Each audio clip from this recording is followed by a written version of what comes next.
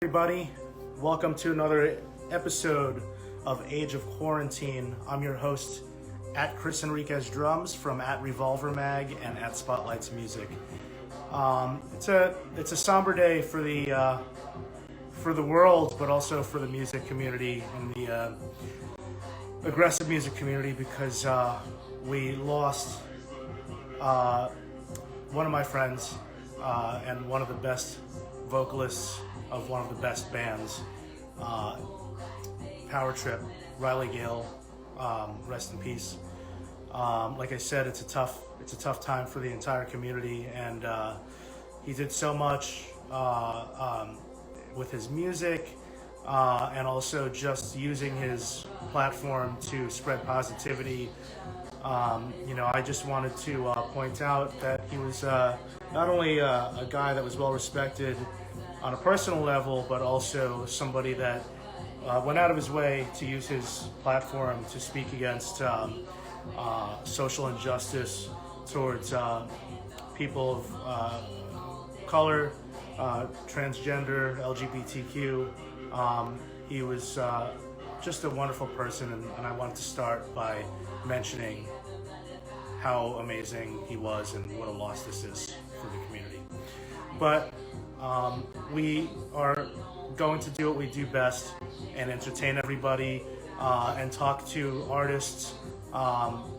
Tonight's guest, we have an amazing artist, Miss Eaves, who you can hear her single Thunder Thighs, her most popular track, playing in the background.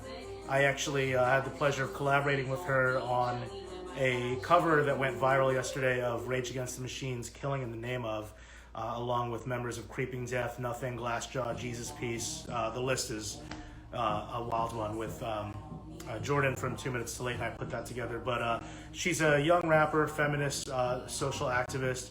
I'm excited to get her on the screen and speak with her about her musical path and journey as a professional and just as an individual. So without further ado, we're going to try to keep it positive. And if you have any questions for her or for me, there's a question mark box at the bottom of the screen. And about half past the hour, we'll get to your questions. Feel free to leave comments. We'll do our best to get to them. But let's have some fun and try to do what we do. So here we go. Let's get Miss Eaves and see if I could get her real name, Shanthony Exum. All right. It's a little chilly in my apartment. I'm going to put on my flannel. All right. Miss Eaves. Hi. How are you? Cool. That was really easy. Yeah, no, absolutely. Is this your first time doing this? Yeah. It's the first Very time. cool. Awesome. Yeah. Well, thank you so much for. It's actually cold in here, so I'm going to put this on right now. Oh, what is it like in New York? What's the temperature? I don't know, but it's the central air. I shouldn't be complaining. I'm lucky that I have it, but it gets a little. You have central air? I know. Let's not get into Where it. do you live? In a palace? Yeah, not too far from you, apparently. But we're here to talk about you, though. It's funny that we've never met, but in this day and age of technology, we released a single together yesterday. I know, that's so funny. So how have you been managing to get through this insane pandemic? Oh, wow. Like, I feel like I just started obsessively learning French. Okay. And like, I would just focus on that whenever I wanted to freak out. I'm like, okay, I can just study.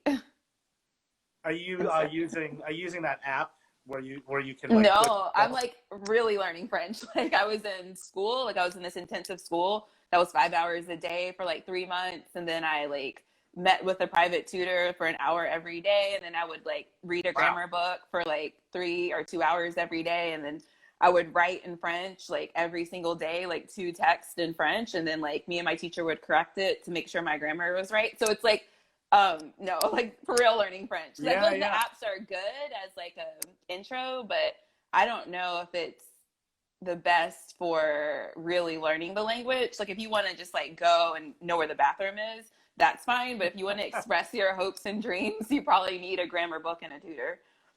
I love that. I think that's awesome that you're using this time productively to do something that you wanted to do. I was always fascinated by the French language and the culture in general. Probably because I'm a foodie and I love French food too. Oh yeah, yeah. So it's on the bucket list, but my ADD is just a bit too much at the moment.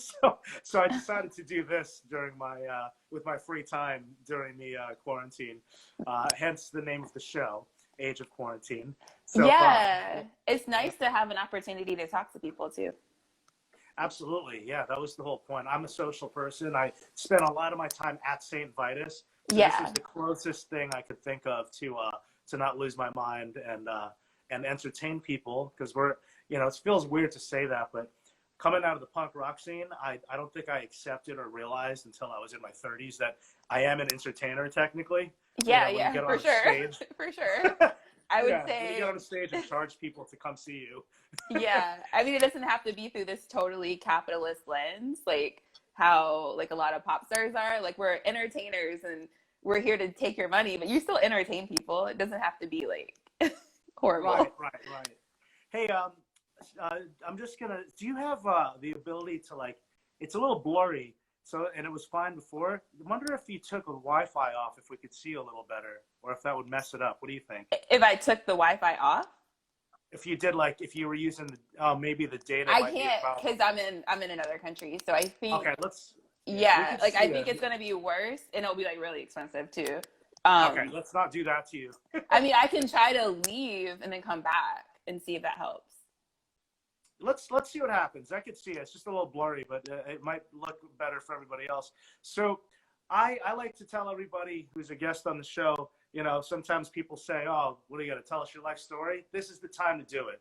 So we're going to use the next hour or so that we have to try to get into your life as much as we can, if that's cool with you.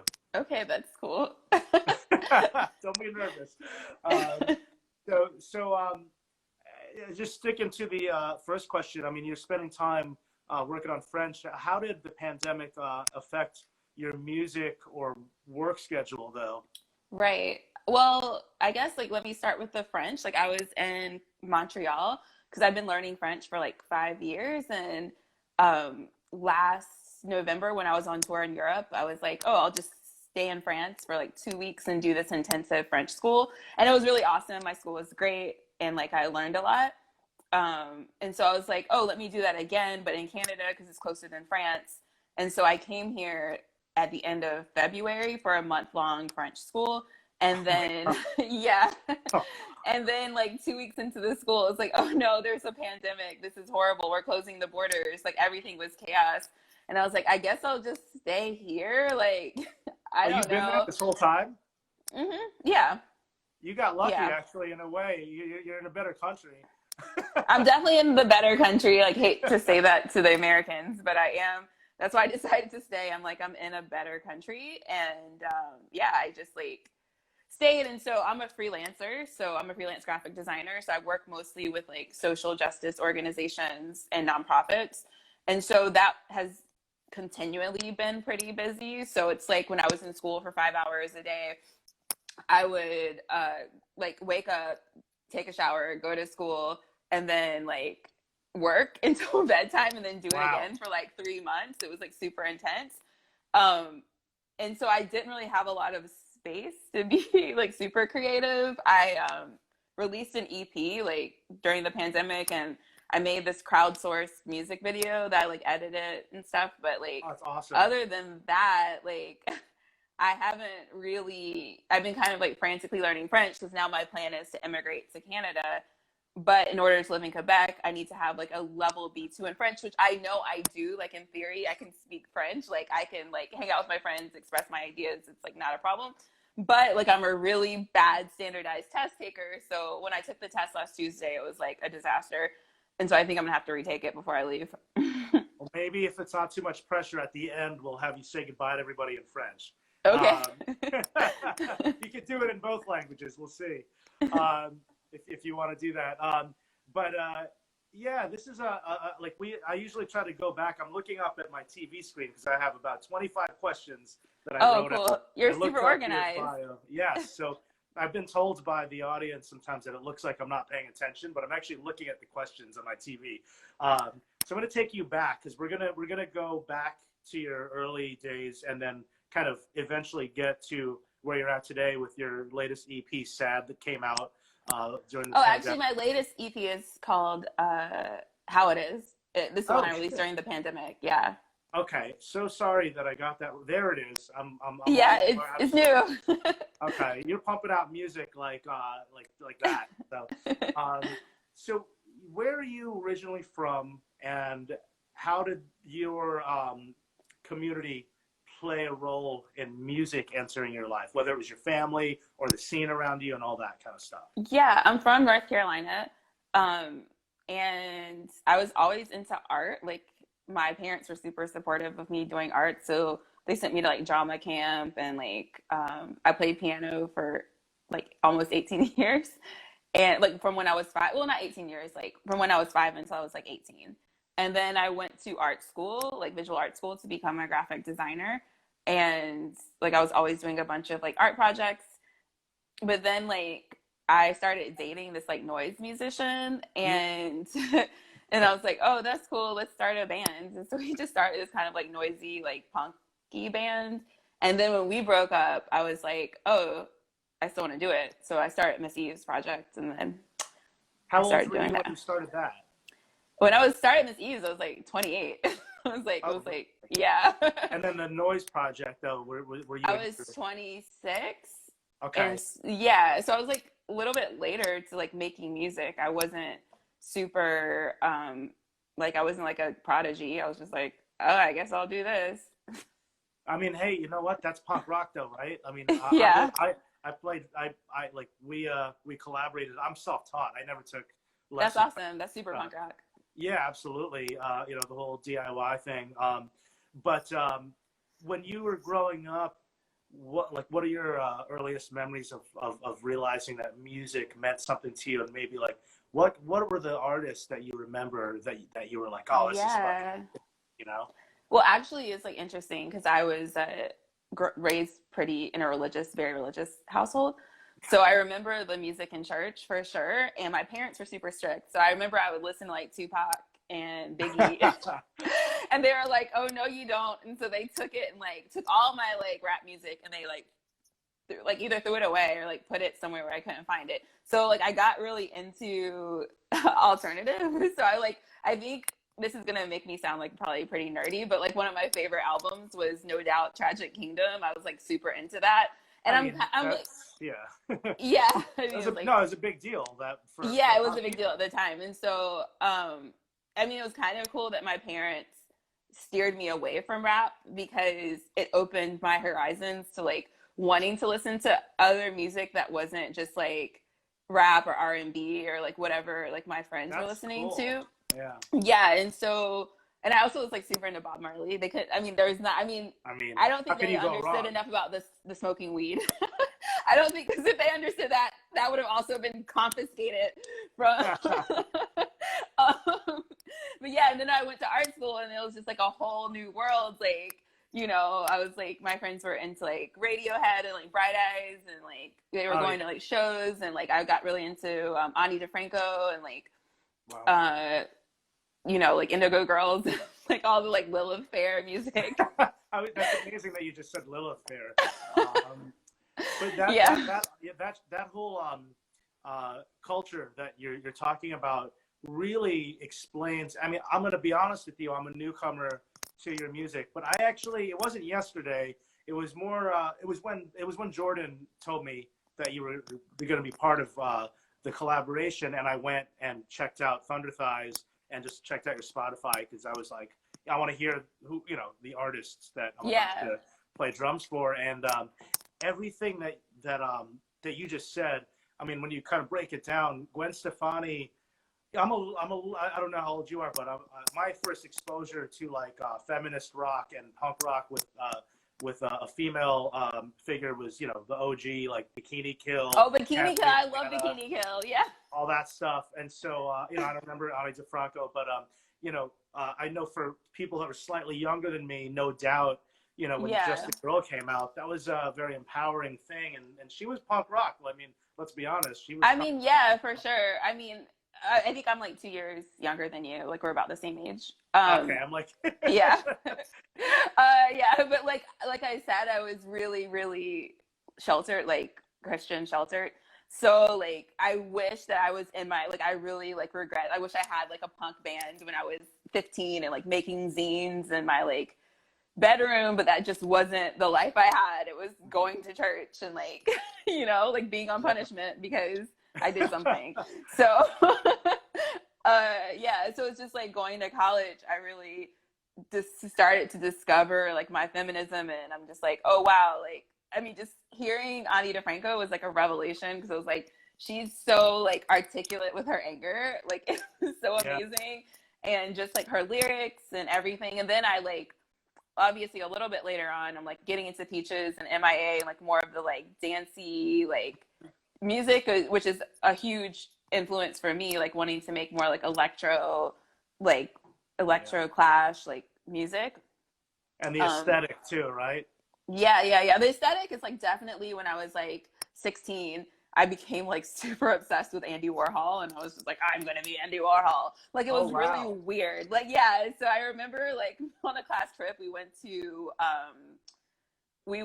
New York, and then I like went to MoMA, and I like saw like the Warhols in person. I was like taking photos, and I was like really obsessed with like old people, so I would like take their photos and then do like Andy Warhol like collages. And but like definitely the Warhol is a huge like pop like I'm a pop artist, and so that was like a huge influence for me. I love that. I think that's super interesting, and everything that you're mentioning is super interesting because like going back to Ani DeFranco, like she was very much expressing a lot of like you said, anger, but it was contained anger because her music wasn't like it wasn't like turning on Rage Against the Machine, or Slayer or something like that. Like she did it in such a way that you knew she was angry and had something to say, but it was done very artistically. And then to throw in Andy Warhol to what you're talking about is another sort of like abstract kind of pivot. So it's a very cool makeup that you're talking about here. I remember the first Ani DeFranco song I heard was like that song that's like "fuck you" and your untouchable face, and she just like kept saying "fuck you," and I was like, yes. I was like so here for it. I was like, yes. And I remember like, I was like into Tracy Chapman, like that whole like queer early aughts musical experience. Like it was just amazing. Yeah, Tracy Chapman, shit, man. I didn't even think. What's funny is like I didn't even think about. I think because I'm a New Yorker, I grew up in a Christian household too, but like my I was around the city, so like you would see people. It was a melting pot of everything. So like I didn't like. It's funny. Like I didn't think about that kind of stuff. I just thought it was music to me.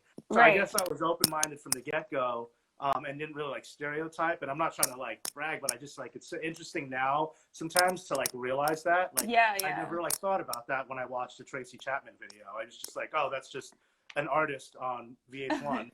Before there was like reality shows. Right. Because VH1 was like more mellow and like adult contemporary. Oh yeah, I remember that. And then MTV was like The Real World. Yeah. It was, like, and Road Rules or whatever. Yeah. Now, so you mentioned like some interesting music, like that you were into, but then hip hop obviously enters your life, and then you start rapping. Right. Talk about that. How did you get obviously always into hip hop. I just couldn't listen to it. I remember in college, I got more into like the conscious hip hop. Like I remember going to see Saul Williams and like listening to MF Doom and Madlib and like checking out the Quasimodo album and like listening to more of this like alt hip hop. So I think I like kind of moved more into that space where I was listening to more like weirdos. I'm just like a big weirdo, so it's like cool. Like I can listen to this weird ass rap music that's not like talking about money and like hoes and shit. Right. Because even like with Tupac, you would get like a mix. I mean, I love Tupac, but like you had two sides. Where like some of the artists you're talking about, like I love The Tribe Called Quest. Yeah, for sure. I love Tribe. Yeah, and they kept it pretty. We would call that like I used to call that backpack hip hop. I don't know why. That was just like what we called it. but it was just like way more abstract and positive, and like the samples were.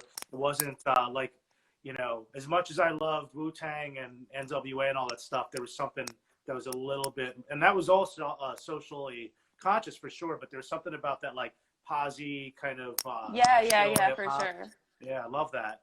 Who are you? Who are some of your favorites that like really like inspired you as a rapper? What would you say? I mean, I would definitely say MIA. Like Yeah, MIA is in the top, and just like Amanda Blank, like that whole movement, Kid Sister, like those like women who are rapping over like super electro beats, but they were like talking about their lives in a way that wasn't just this like commodified thing. Because I feel like a lot of times, like especially women rappers, we're like told we have to exploit our bodies and like do all the stuff or yeah, talk about money, but it's just like, no, I mean, I really enjoy the people who are talking about things that are more like their actual lived experiences. yeah. So yeah, like I mean, I would say like MIA is definitely like my huge musical influence for sure. I love that. MIA is fantastic. Um, the social, we kind of glossed over the you know, obviously social awareness and feminism and politics. Yeah. We talked. At what point did you sort of like realize that that was on your mind? Like that, Right. you know what I mean? Right. So when I graduated from college, I was kind of in this like selfish, like early 20s something bubble. And then Katrina happened, and I didn't even know it happened until like 3 or 4 days later. It's like people are literally suffering. And because I didn't listen to the news at that time, I was just like, oh, thank you. I made these earrings myself. They like had candy in it before, but now it's just my earrings. Oh my God, Um, there's candy inside of them? it was like the nerds, like the nerd kind of candy.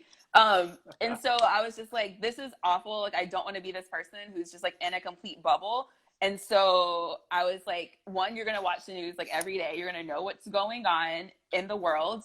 And then, so I started this site called Informed Revolution. And so every week I would make a visual, like an illustration that was a reaction based off of something that's going on in the news. And it was like still kind of the earlier days of the internet. So it was like kind of like more forum based, and people could comment and like talk about like their opinions, and they could submit their own artwork and I would post it.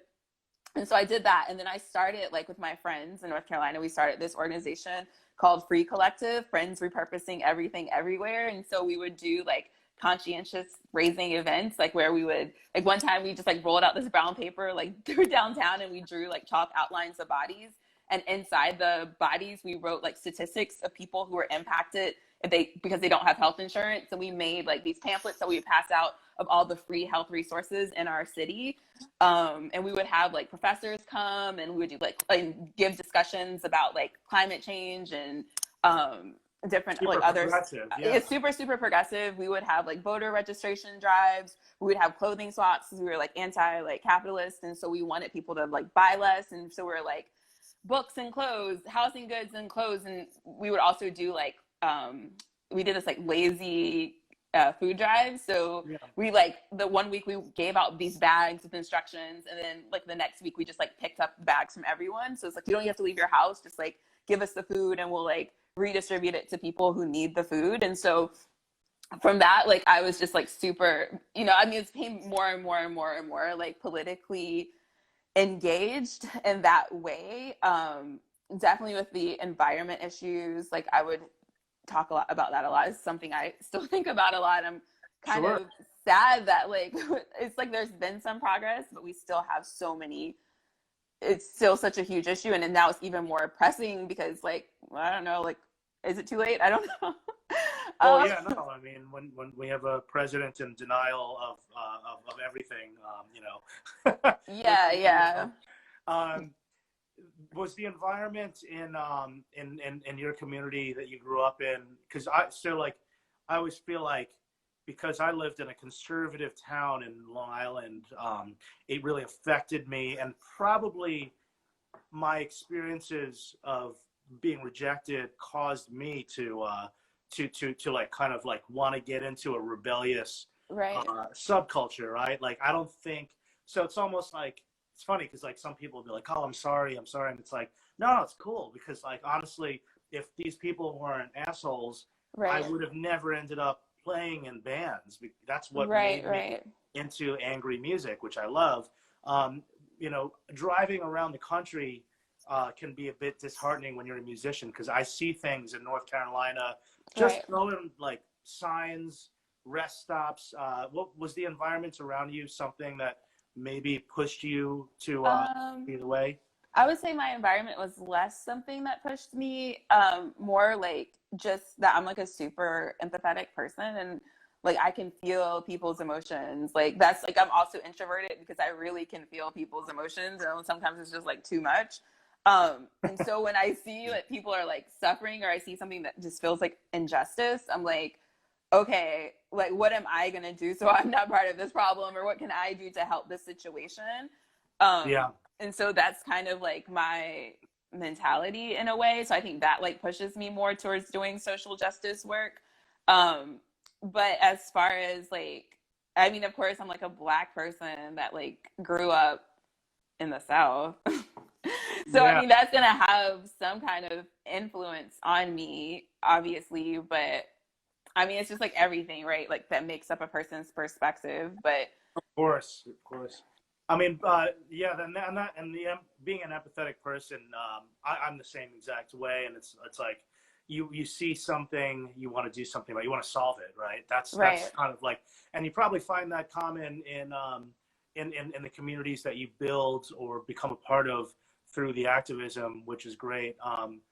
So and that's something that I think is interesting about punk rock, or just, you know, it's not just punk rock, it's punk as an ideology, right? And right, you know, because now punk is everything. Punk is part of hip hop, it's part of alternative music, it's part of rock music, it's part of everything, and it's just an ideology, and I love that because it's a community.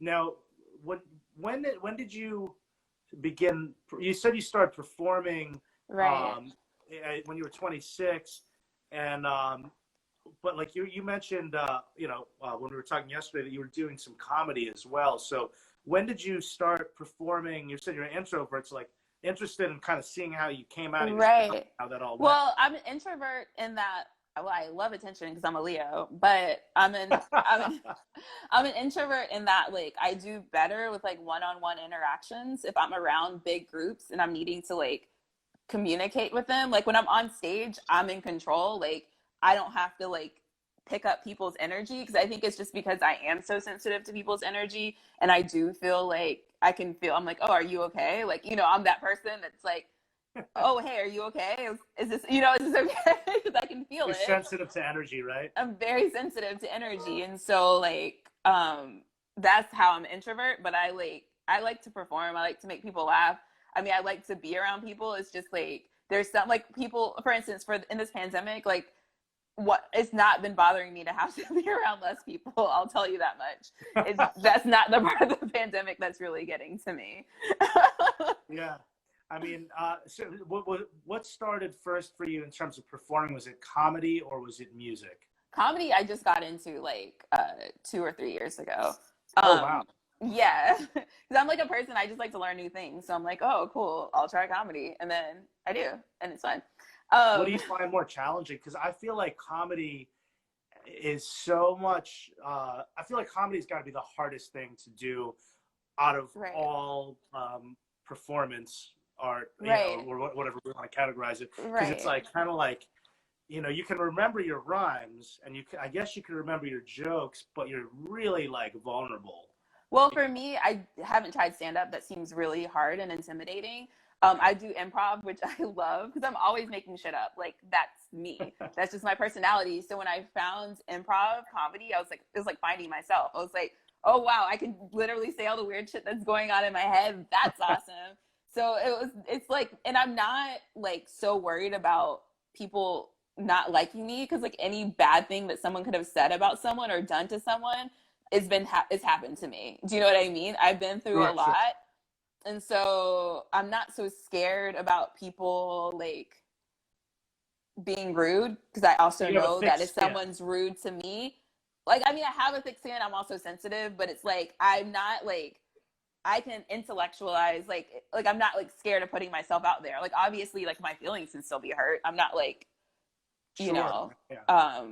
I'm still susceptible to like You're still getting a human hurt. being. I'm still a human being, but I feel like I'm not afraid of putting myself out there. Like I hella put myself out there like constantly, and it's not something I'm not scared of looking stupid, because I feel like people end up looking stupid when they're trying to look cool. Like I think if you just completely let go, that's when it's just like it's going to be fun for you, and if you're having fun, you're never going to look stupid because you're having a good time.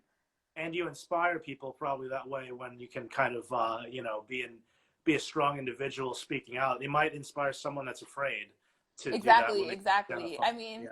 and if people are going to judge you, they're probably pretty much losers anyway, because it's like, what else do they have to do with your life than judge you? Like, I'm too busy in my life to be judging other people. So, someone sitting here, like, being salty, being a troll, saying rude things to you, then don't care about what they say, because they probably suck and they have no life and no interest, and they probably have no sense of humor.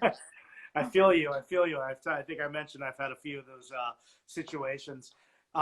When did you arrive in New York, and what sparked your Right. switch from North Carolina to here? Right. Well, that's like kind of an interesting story. Like, I lived in North Carolina for a long time, and like my whole life until I was like 30. And I really was just over it. Like, I just didn't want to be there anymore. But like, it's scary to move. And so at the time I was working with this DJ in Belgium, and I was like touring with him in the summers. And so like I lost my job. It was like in April. And I was just like, oh, okay. Well, I always wanted to freelance, and I like wanted to leave here. So I was like, I was pretty sure it was New York, but I put these names in a hat and I just like picked out New York. And I was like, okay, like I guess I'll Literally, huh? yeah, I guess I'll live in New York. And so then like I went to Belgium, I packed up all my stuff, I like sold all the stuff in my house. Like I owned this house in North Carolina, like I sold everything. Oh, Because I bought wow. a house when I was like 21. So I like sold like all of my stuff. I rented out my house. I packed it all up in like a suitcase.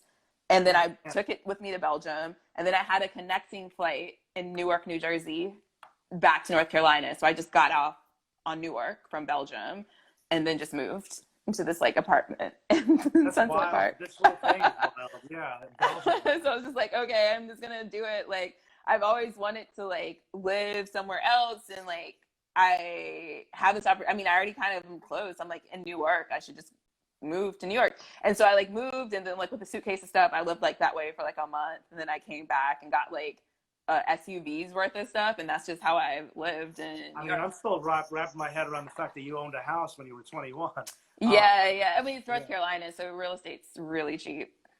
Right. It's not the same here. I know that much. My bandmates couldn't afford to live here, so they live in Pittsburgh, and their rent is ridiculous for a house, and I stayed here. But so I Right. totally get that. It's wild how all that works. How did New York help you develop your musical Oh, path? good night, Charlie. Oh, hey, good night, Charlie. And yes, let me see what's going on here. Thanks.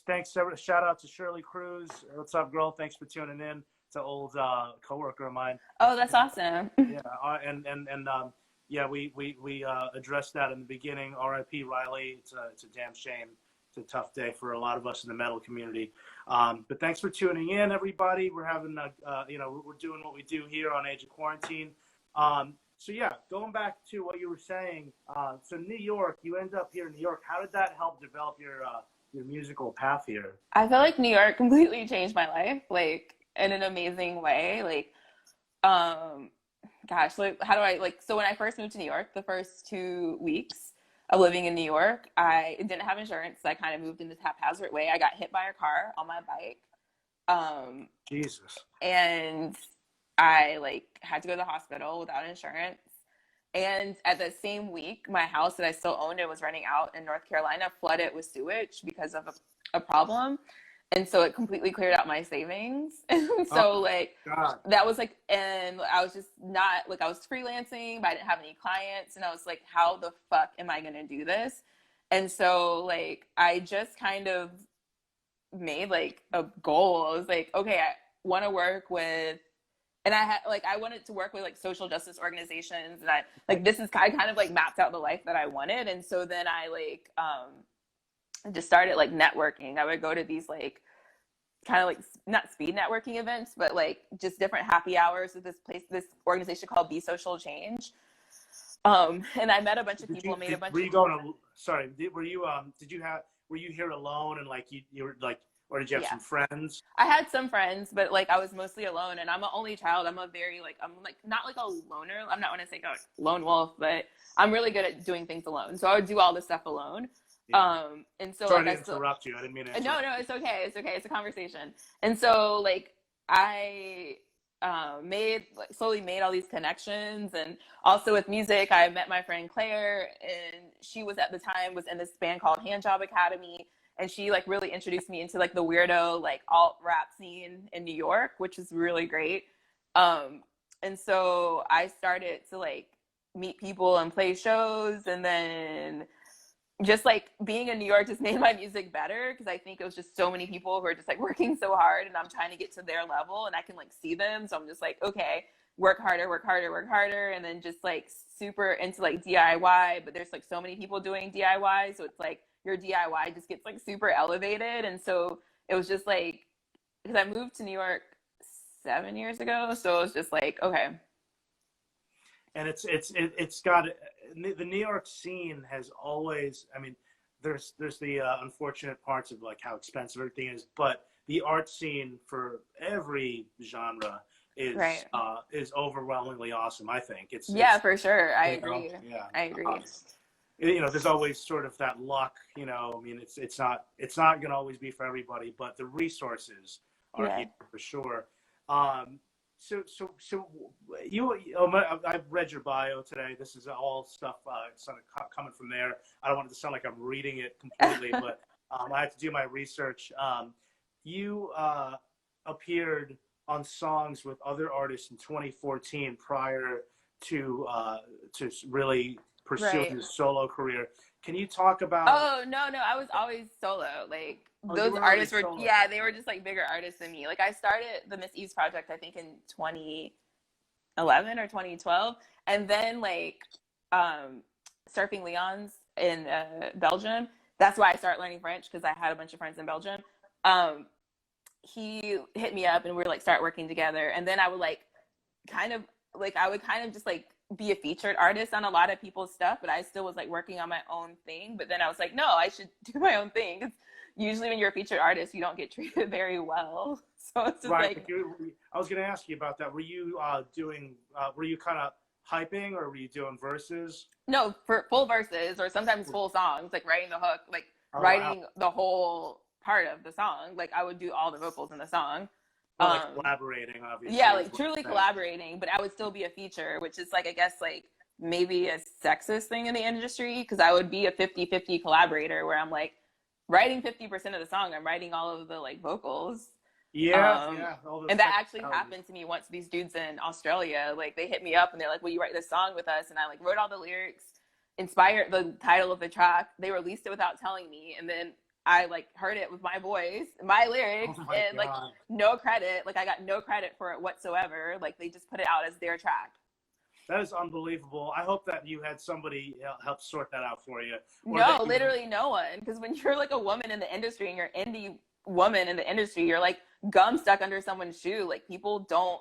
Oh my God. They don't support you. It's so infuriating, because it's just like I felt like, I mean, now I have a little bit more like, not I guess like clout, but at that time I like people really were just taking advantage of me. And so I think that's when I started like, okay, I'm just gonna completely DIY this, like no manager, no nothing, because I'm like keep getting like screwed over by people in the industry.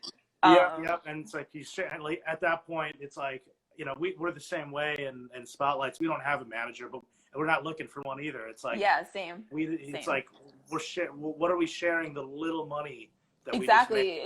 And the manager is like, I've had like a manager like once, and really it would just seem like she was just into money. Like, and it's just like paid. I'm not a commercial artist. I'm not trying to be. Like I just want to make art. you know? Hmm. So, I mean, if people are just trying to push me to make something that's super commercially viable, we already disagree from the jump, you know? Yeah, yeah. Well, so let's jump into Black Valley because that was your first release, not your first album, but your first release. Um, Yeah.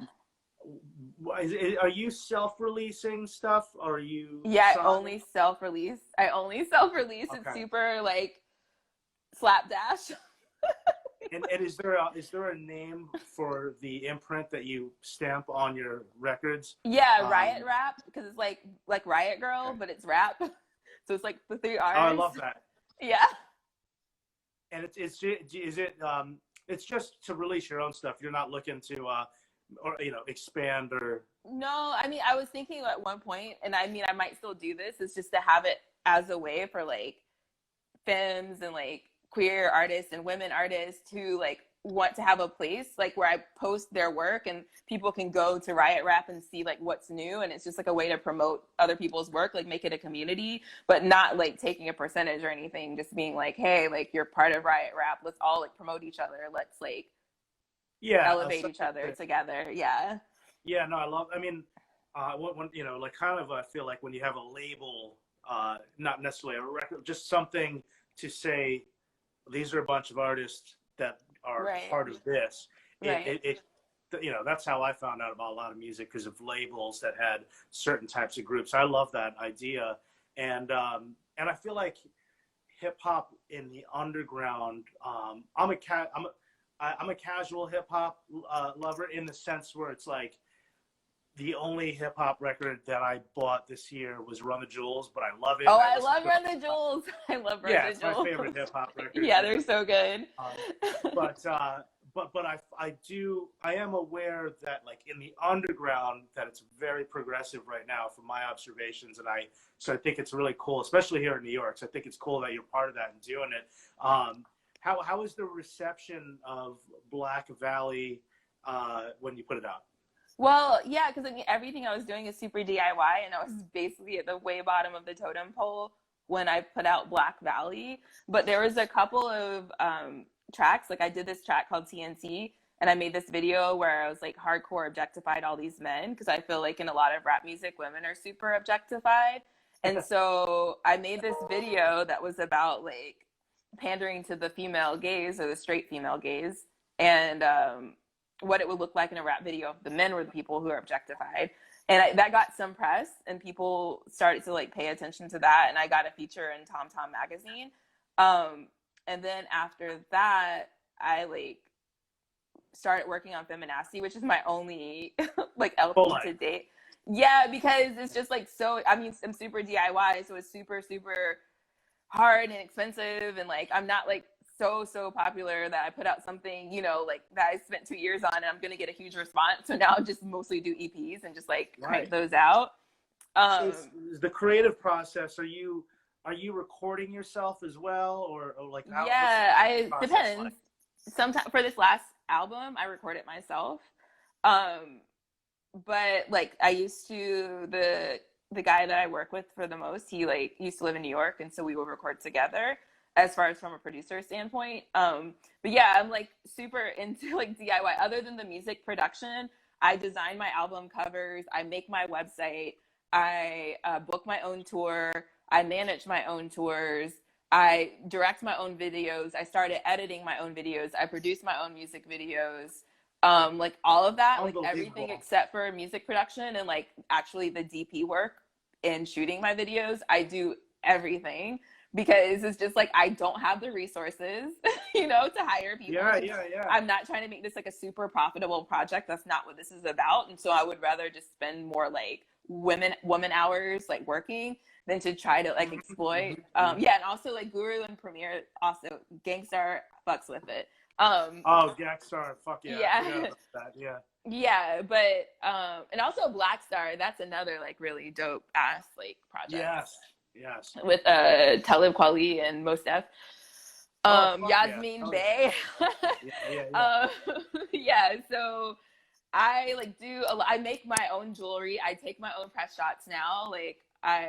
Because I figured out the setup, like where I have the camera on a tripod with like the lighting, and then I like make the props out of like paper mache, and then I like have like on my iPad a timer. So I'm like, okay, ready. Like I can do the framing. Then I like That's take the what's up. picture. Yeah. Yeah.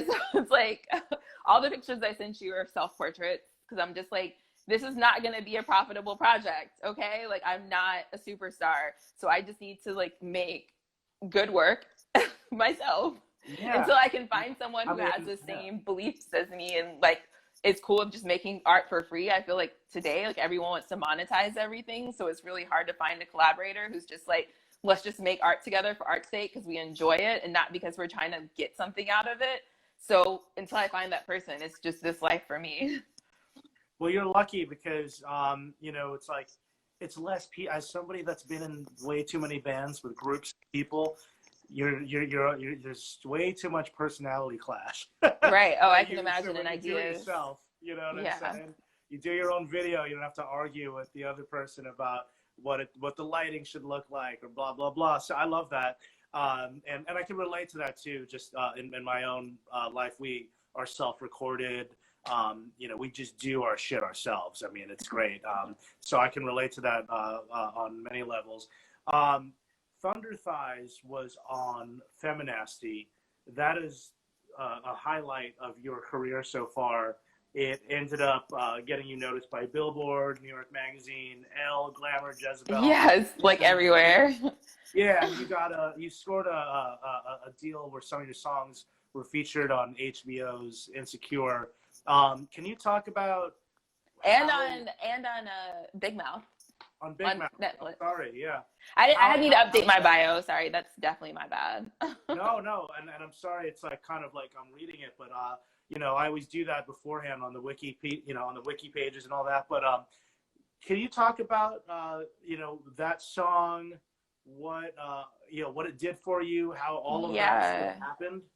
Well, yeah, I mean, I've always been like a like curvier person. My thighs have always touched every single day of my life, except for maybe like 10 and under. Um, After puberty, my thighs touched. And so like chub rub has been a problem. I'm like, what is this devil on my thighs right now? So I like was riding my bike around Brooklyn and I came home and I like had like chub rubs. I was like dumb and I didn't wear like biking shorts like you should do in the summer. And I was like just started singing about chub rub and like writing it down. And the song literally wrote itself. I put it Wow. out on SoundCloud like a year before I made the video. Like 100 people listened to it. Like no one cared. And then I was talking to my friend April Maxey, who I co-directed that video with, and I was just like living in Montreal at the time. And I was like, okay, I'm coming back to New York. Let's make this video. I want to make it like super, super body positive, super inclusive. Like, let's just like get it popping. And so between me and April, we came up with all these ideas. Like I like stalked the ice cream truck man to get him to come and like at the right place, right time. I went to the fire department, got them to turn on the fire hydrant, like, you know, all the details. Everything. Yeah. And yeah, this like it premiered on Jezebel and it just like blew up. And I was surprised. It's like the most successful thing. I mean, I'm super self-taught, like super like that punk rock ethos of like, okay, just figure it out huge. yourself. Yeah, and it's just like I think that's like 2 million views or something. I'm like, that's nuts. Yeah. And so yeah, I was just like, wow. And like I was interviewed on NPR. I was like, what the hell? Yeah, no, that's organic. Yeah, so it was like super, super cool. I mean, nothing I've done since has like really landed, but I do have a lot of like fans because of it. And people like my music. Like, I mean, it's not like no one's listening to it. Like, people are definitely listening, but it's not like 2 million. Because I think I thought after I had a viral hit that like a lot of people would, like a lot of people like I would just become famous or something. But I was like, it doesn't work that way. Like, Yeah, you can no, have a viral so hit and tough. like totally not be famous. So Well, it's like that pressure of like, you know, you just came up with this song because it was what you were feeling when you came home from a bike ride, and then it just blew up. So it's like, how do I recreate something? exactly. That wasn't. It wasn't like contrived planned. Yeah. So I mean, at this point, I just make music for music's sake, and I'm just like, I'm never going to be famous, which is fine. I have a good day job, and I feel the same way. yeah, and this one I have a really good like catalog of music. I'm respected by people, and you know, like I get to do cool collabs like with what we worked on. So it's just like, you Yeah, know, that yeah. was like cool. I mean, I felt like super honored to be included with such talented musicians. Like I was like, wow, these people, everyone in this video is on such another level. It's like amazing that I'm part of this, you know. I was honored, and you fucking killed it. That verse was unreal, and that was the only it's a cover song, so the only really, I mean, props to Jordan for He did a rearranging, great rewriting. job. Yeah, he Yeah, did a he great killed job. it. But you wrote lyrics. We should talk about that. And unfortunately, we have 10 minutes left Okay, before okay. Instagram kicks us off. So if I ever sound like I'm rushing through, if I interrupt you, it's only because That was cool. it just kicks you off. I'll Like, forgive you this time. yes, yes. um, well, we're neighbors. We just realized. So one day we'll do this in person, but Yeah, and it'll be without the two time. way. It won't be just like one way. I'll ask you questions too. Exactly, without the audience, of course. So let's talk about the cover song. We both played on 2 Minutes to Late Night, which is, of course, Arsenio Hall, aka Jordan Old's talk show, the St. Vitus talk show. And how did how did your relationship? Because you've been on the show before. Yeah. Talk about your relationship with Jordan and Oh, the right. show, and then how this came about. Okay, so my drag friends, the nobodies. Hey y'all, I don't know if they're watching. There probably aren't. There's 6 people watching. But my drag friends, the nobodies. Jordan makes their show Nobody's Watching Wrestling. He like records it, and he's on the production team. And so I was on Nobody's Watching Wrestling, and like I met Jordan, and he like asked if I wanted to be on his show, and I was like, yeah, that would be fun. That's just how our friendship started. But it was through my drag friends. Well, yeah, Jordan is also, yeah, he has a history of comedy and improv, and obviously like that led to his show, which is amazing. Were you were on a show with Warren Women with Shauna? Yes, I love Shauna. Shauna's the best. She's awesome. And God, Hard Melissa. Oh my God, yes. Yeah, that was a great one. And so I guess Jordan has a cool idea of getting people of color together.